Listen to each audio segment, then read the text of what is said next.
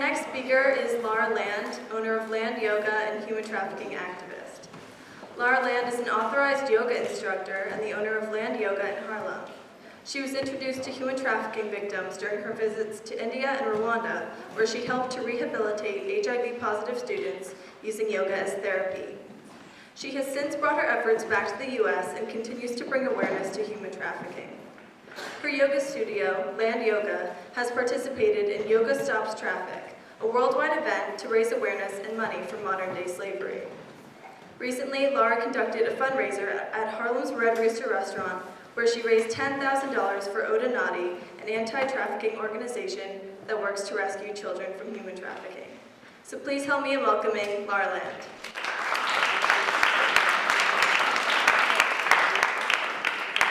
Thank you so much. It's amazing to hear those things about yourself.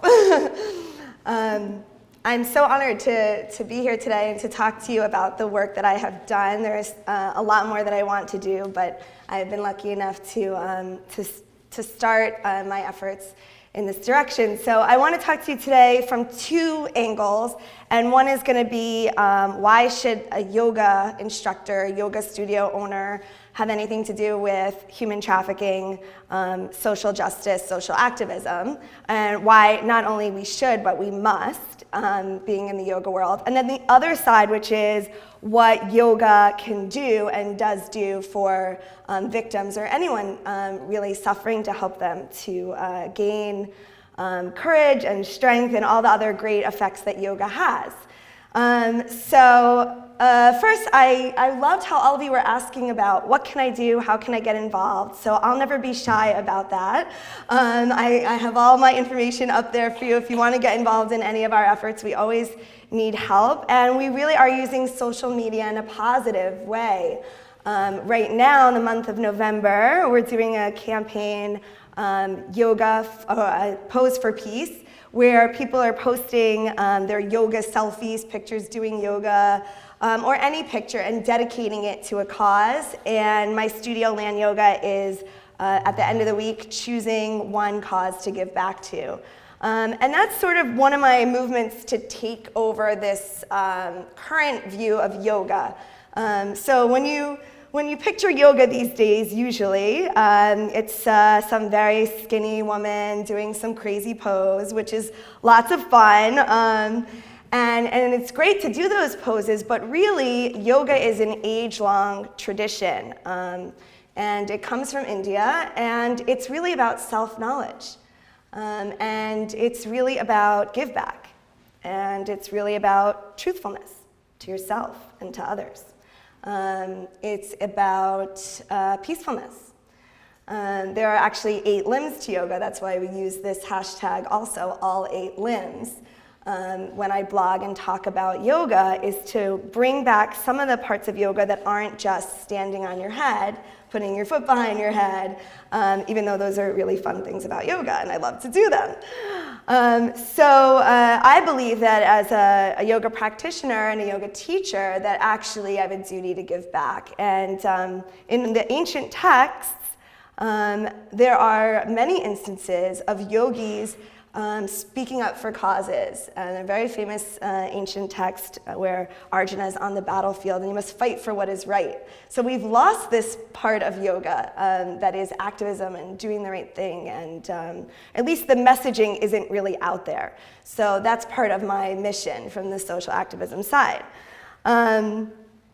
It's amazing how your life can go in many directions. So I loved how you were asking the agent about, like, what did you do to get here? I wanted to share with you a little bit about my life. So actually, I started off in theater.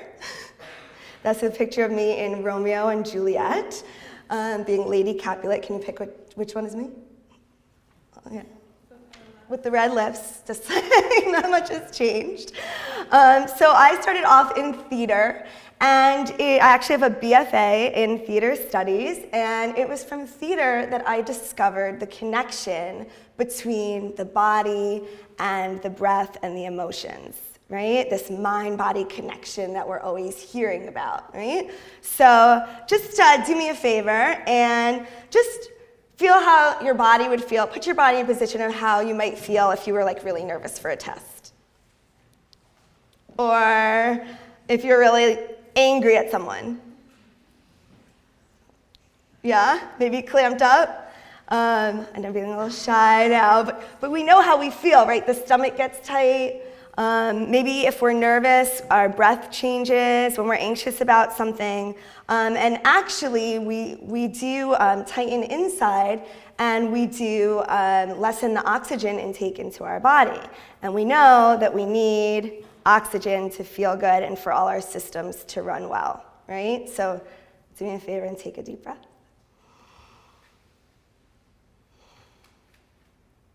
Changes things, right? Very, very simple. Yoga, right there, changes things.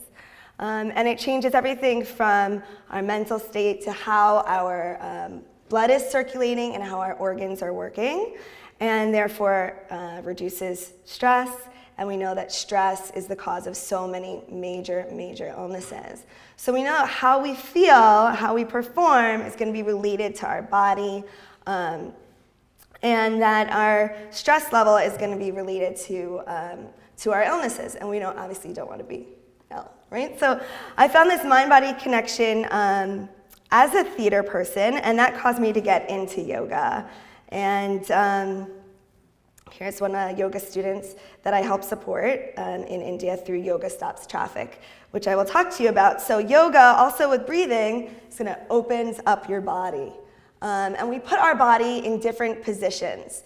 And in putting our body in those positions, we ask ourselves, how do we feel in this position? And how can I relax my body in maybe a difficult position? And how can I just experience how I'm feeling and stay with it and not run away? So you've heard of fight or flight? Yeah? So we have that instance of fight or flight when we're in a situation that we're uncomfortable in.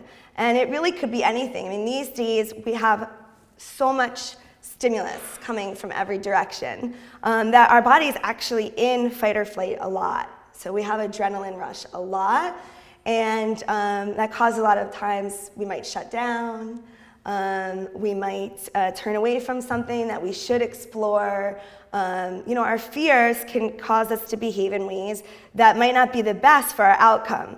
Because when you get that adrenaline going, right, I feel it right now as I'm speaking to you, it doesn't give us that space, right, to just think and make positive choices. So yoga is really, really powerful for decision making. It's powerful on so many different levels. So through my theater, I got into this mind-body connection, and I started doing yoga, and I became really, really into yoga, and it became clear that that should be the direction that my life should go in. So I actually made a big career change at about the age of 25. Just again, wanted to just throw out there to you that you never really know where life will take you, but if you're open, it may lead you in the direction that's right for you, and this was definitely where I am meant to be. So getting into yoga, I started to study with the best teachers I could find. I took it very seriously. I got my training. And I found that I wanted to study a very traditional yoga, which is in India. And I wanted to go and study with the greatest gurus in India. So I went to India, and that's when I got involved with this organization called Odinati. And they rescue children from human trafficking. So these are some of the children that they work with. So this organization is very close to the yoga shala in India where we study. And so there's a relationship there because yoga students want to give back. Because when you go into another country and it gives you so much, the way that India has given us yoga, which has given us peace of mind and mindfulness and health, and the ability to take a breath in times of crisis, and certainly given me tons of self-knowledge and a whole career, has come from another country, then I feel inclined as a conscious human being to give back to that place that has given me so much. And there is a lot of human trafficking that does happen in India. And this organization, Odinati, has a beautiful home that's very close to where I study in India. And so they have formed a relationship with a lot of the students there. And whether it is we fundraise for them, we go and teach yoga as part of the healing for the children that they rescue. I was able to sit down with the founder of Odinati this past summer when I made my 9th trip to India. And he's a very, very special person. And, much like I'm sure Rachel talk about, he started really grassroots, just taking some kids in and helping them. And he would tell me he would go to the market and just ask at the market whatever little bits that people could give. Grain, fruits, could he bring it back for these children? And they did that. There's a spirit in, I said, they believed you? They just gave you the food, Would we do that here at the grocery store? I don't know, right? But there's a spirit in India definitely that is of community. And people have maybe not so much, but they still give what they can. And he has turned that, small rescuing of children in home into a major organization, and very much through the power of the yoga students that felt a need to give back. When finding out about him, he has a really big heart. He and his wife, what they've done is quite amazing. So they work on actually all the different levels. So they go in and perform raids.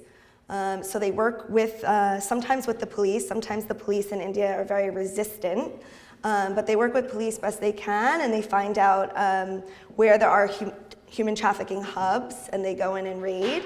They rescue the children, and then they go through rehabilitation. They live in a home, they get education, they get yoga, they get professional training, therapy, arts, music, everything that you would want. And I'm able to visit the home and do henna with the kids when I'm there because it's so close to where our yoga studio is. We're very fortunate to get to see where the money that we raise is actually going to. A lot of times with organizations, especially as they get larger, you don't get to be that close in touch, and not every organization performs the same way. As far as how much money actually goes to where you want it to go, right? So it's really a benefit when you're raising money for an organization. You get to really see hands-on what's happening. So a really special yoga student created an event called Yoga Stops Traffic, and skip ahead here. And that's our shala inside our yoga shala in India. And he created an event called Yoga Stop Traffic, asking the students in this yoga shala in India to go back to their homes, because the people that go to study in India, they come from all over the world, literally, to study with this guru yoga master in India. So he asked us to go back to our homes and to do some, once a year, to do some yoga for Odinati to raise money for this organization. So most of the students, what they do is they do like a yoga marathon. If you think about any of the walks that we do for breast cancer or for any other cause, we would do 108 yoga sun salutations. And maybe the student would ask their friends and family to sponsor $1 per sun salutation or whatever they could afford. And that's nice. It's good to do yoga, and it's good to collect for charity, but there are not so many people that do yoga, and there are not so many people that get excited about a yoga marathon, unfortunately. Although I wish everyone would, not everyone is going to do yoga, right? So I thought, well, you know how we could raise more money is let's throw a party.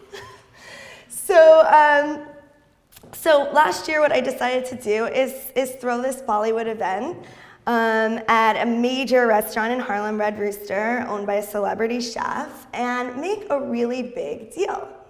And we were able to raise 10 times what's coming in from other organizations. So, and not just raise money, but also raise a lot of awareness that way. And bring in people that might not normally be attracted to the cause or interested in the cause, because we made it fancy and we made it glamorous, and we brought in a lot of people that weren't necessarily drawn into yoga, but were interested either in the restaurant or in me or in India culture. It was very Bollywood style, and they got to enjoy live dance performances and other things of Indian culture, so make it a lot more fun. So that's how I look at things, is how I can take things to the next level and how I can go beyond what is being done.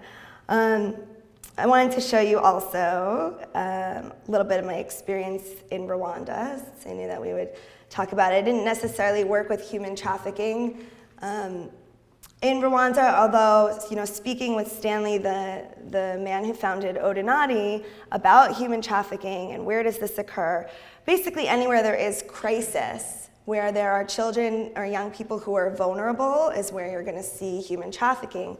Oftentimes, I thought it was in the villages in India that the parents were selling their children for money, not realizing, which does happen. So Odinati also does the educational side, where they go to the villages and they teach the families, if someone comes offering you money to give your child a better life, you can't just sell your child. Because honestly, people didn't always realize. They sometimes think that they're giving their child to a better life. But that is a very small portion of where human trafficking happens. Anytime there's a social crisis, like there was in Rwanda, you guys are familiar with Rwanda? And there's chaos, and there are young people who are vulnerable, they are susceptible to this. So this is my work in Rwanda. And actually that photo was taken in the home where I stayed in Rwanda, actually working with some of the women that worked around the grounds of our house. And when I talked before about putting yourself in a position and teaching your body to be calm, this is really what I was talking about. When you look up here, you see a very difficult balance. Yeah? Does it look difficult? It's really hard. It's called Utthita Hasta Padangusthasana, and it's holding your toe and balancing. So you can imagine when you put your body in this position, a lot happens, right? Your heartbeat starts to go up, you feel really unbalanced, you feel really scared, you feel like maybe I don't want to do yoga so much anymore. And so teaching your body on a yoga mat where it's safe, right, compared to being out in the outside world, how to take a deep breath and how to remain in a scary position helps a person to open up again after they've been through trauma, right? All the trauma that you feel, like when I asked you to hold your body, how you feel when you're angry, how you feel when you're stressed about a test, imagine on a scale of someone who's been majorly victimized, right? They've really been through trauma. And now more studies are showing, now really only recently, they're doing studies that show how yoga can really help with the post-traumatic stress. So these women, actually, we had to be very careful. You don't want to touch someone that's been through really severe trauma unless they welcome it. There's a lot of trust building, and they can have flashbacks. So I was trained for all of that when I was in Rwanda. But this is certainly a pose that I would use to teach about, okay, I'm feeling afraid, my heartbeat is going, my breath is going, but I remain still and calm and focused. And the thing is that it's not an intellectual teaching. It's actually the practice of putting your body in a scary position and remaining still. And your body becomes practiced at it. So instead of going into fight or flight, your body learns automatically in life, you start to feel that. The system of calming down, which is the parasympathetic nervous system, will come into play by training instead of the system of heating up. This is a valuable skill for all of us, right? It's like you should all come into yoga. And there are other things that can be gained through yoga as well. So just a sense of feeling young again, right? Of having fun in your body. If you've been victimized, you will likely turn off from your body. There'll be a disconnect from your body. the young women that did the performance before they were talking about using drugs not to feel in their performance. All these things that we might do to shut down our feelings, but we want to slowly awaken that mind-body connection again, and yoga can be really playful, as you see here. I'm jumping, and you jump a lot in yoga, and I can tell you that when I did yoga with the women in Rwanda, we laughed a ton. We really did, and and it was therapy, just in laughing and playing and making fun of ourselves and our inability to do certain poses and how silly we look on the yoga mat. And it was a very joyful experience. So I say, embrace your joy and embrace your path, and yoga can really heal and transform your life, and it did for me. So when I came back from Rwanda, actually I was gone for almost a year between India and Rwanda in 2008, 2009. Anyone know what happened during that time? Young people? Probably don't know, but the adults know, right? Major financial crisis, right? Well, lucky me, I was in the third world, and I was just learning and experiencing people. And I came back ready to go. I gave some talks at my old high school, and I'm gonna give talks on bring back the light and how yoga can bring light into life. And I moved to Harlem, and I said, I'm gonna open a yoga studio. And there it is, Land Yoga, you're all welcome to come. And people said, you're crazy. No one's opening a studio right now. No one's hiring people to give talks right now. But sometimes your ignorance is your bliss, right? And actually not letting the chaos of the world around you define you, but just going with your gut and with your knowledge can help you move past whatever kind of social atmosphere is happening. So I have to tell you, there are so many things I'm throwing at you, but the power that yoga has given me about self-knowledge and what I can do, just standing on my head, the fact that I can do that, which is crazy, which when I was your age, I could not do a cartwheel, I was not a dancer, I was not flexible, I was not one of those girls. I never thought I would stand on my head and stand on my arms, So these little victories in yoga have given me this great power to ultimately open a business. And now I get to be an entrepreneur and talk to you and do all these kinds of things in life that are really, really rewarding, and use my platform, which is my yoga studio, to bring back good to the world. So this is our first Yoga Stops Traffic about 3 years ago, and this was the one we had back in March. You can see it's quite full. And this year, I'll just conclude with my final plans. We will be having another event in March 10th, 2015. We already booked the space, which I want to raise $20,000. But this year, I want to give back also within my own community, which we already do in Harlem. We do a ton of give back in my community. But we do so much give back that I've decided to start my own nonprofit, which is called 10 Trees. And we'll be working with young people in the community that are underserviced, using yoga in this way to heal and to help them feel empowered and strong and help them to live their dreams like I have. So thank you so much.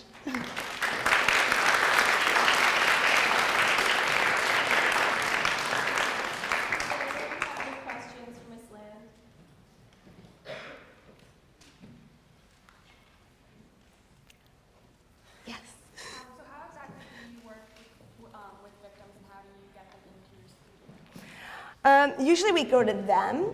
I've had some groups come into my studio, but especially now with the new organization, the goal is to go to them. We'll be partnering with 2 organizations in Harlem, the Ali Forney Center and Harlem United, which work mostly with LGBT youth, which are in and out of, a lot of them are in and out of shelters and homelessness. So we go to it's easier to partner with an organization that already exists and to show them how they can perform better with the services they're already giving their clients, like therapy, counseling, career counseling, how all this can deepen with the yoga. So the yoga can be a support for making those services work so much better. Because if you're only working on the intellectual level or even the emotional level, but you're denying the feelings in the body, like we all know how we feel when we get angry or we're upset, then you're not getting to the root, and that person is more likely to go back into old behaviors.